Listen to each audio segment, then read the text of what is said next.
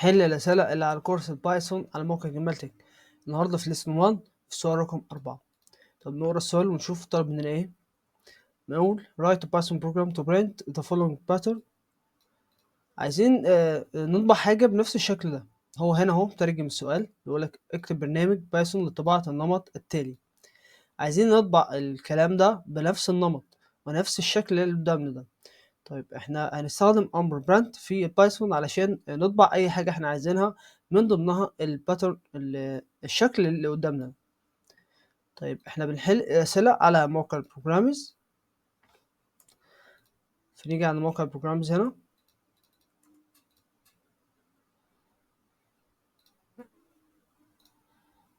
اهو، نبدأ بقى نكتب الكود اللي هيطلع لنا نفس النتيجة اللي موجودة في السؤال. اول حاجة نستخدم امر print ونفتح القوسين كده. اللي ما يعرفش ازاي تفتح القوسين دي من شيفت ورقم 9 في رقم المفتاح اللي هو الارقام اللي من فوق مش من اللي على اليمين. بعدين الدبل كونديشن دي احنا بنستخدم الشيفت وحرف الطه في رقم المفتاح بنعملها. تمام. عايزين بقى نكتب الجملة اللي موجود معانا في الامتحان في السؤال اللي هي hello grammatic is awesome and Python is fun. طيب نكتب ايه بقى؟ اول حاجة نكتب hello، نكتب الجملة كلها وبعدين نقسمها بناء على الباترن الموجود عندنا في السؤال. hello grammatic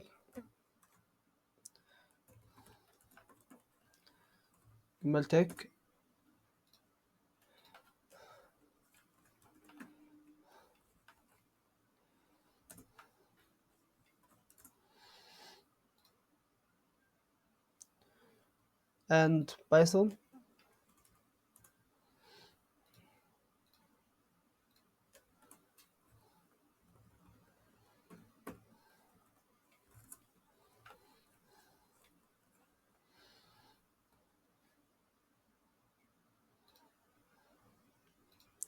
is fun.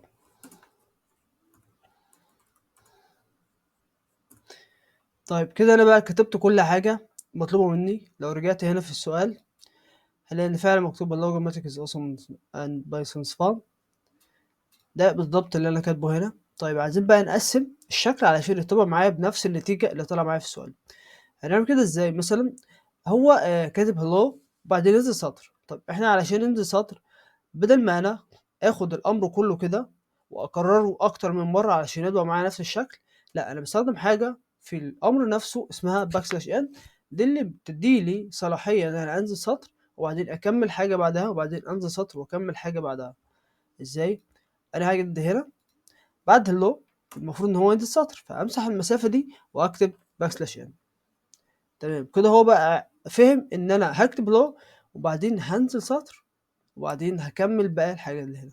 طب انا فعلا الحاجة اللي هنا عايزها كلها زي ما هي؟ لا، انا عايز بعد جملتك في سطر كمان. فاعمل ايه؟ اشيل المسافة اللي هي بعد جملتك واكتب برضه \n. بعد \n كده هو هيعمل ايه؟ هيكتب hello على سطر وبعدين ينزل يكتب جملتك وبعدين ينزل سطر وبعدين يكتب الجملة دي كلها. طب انا فعلا مش عايز الجملة دي كلها، انا عايز اقسمها هي كمان علشان تكون معايا بنفس الشكل. هعمل ايه؟ هاجي هنا بعد is اشيل المسافة واكتب \n كمان. بعد اصلا اسيب مسافة، امسح المسافة كده واعمل \n. نيجي عند الشكل كده زي ما هو موجود عندنا هنا اللي هو hello جمال تك awesome and Python. طيب المفروض هنا بعد and وبعد بايثون ينزل سطر. هو هنا ينزل سطر كده، بعد البايثون هينزل سطر، بعد is هينزل سطر. طب نشيل المسافة اللي موجودة هنا نكتب \n. تمام. هو فعليا هو في نفس الامر اللي انا كاتبه، هو ما نزلش سطر ولا زود حاجة. لا انا ممكن لو انا صغرت شاشه كده اهو هيكون موجود معايا نفس السطر. طيب ايه اللي انا بقى استفدته من هنا؟ استفدت من هنا ان انا عملت كود منظم بناء على لا بنفذه، يعني شكل معين انا اللي بحدده وفي نفس امر واحد بدون استخدام اوامر كتير. فانا وفرت عليا كتابة اكتر من امر، وفرت عليا ان انا ابدا اشوف بقى ايه الامر اللي انا استخدمه أكتر من أمر في نفس المكان. أنا وفّرت عليّا الbackslash هي اللي خلّتني أعمل اللي أنا عايزه في نفس أمر البرمجة. طيب نشوف بقى إيه المفروض النتيجة اللي هتطلع هنا. نعمل trace كده للكود قبل ما ندوس run نشوف النتيجة بتاعته لو في أي مشكلة مثلًا.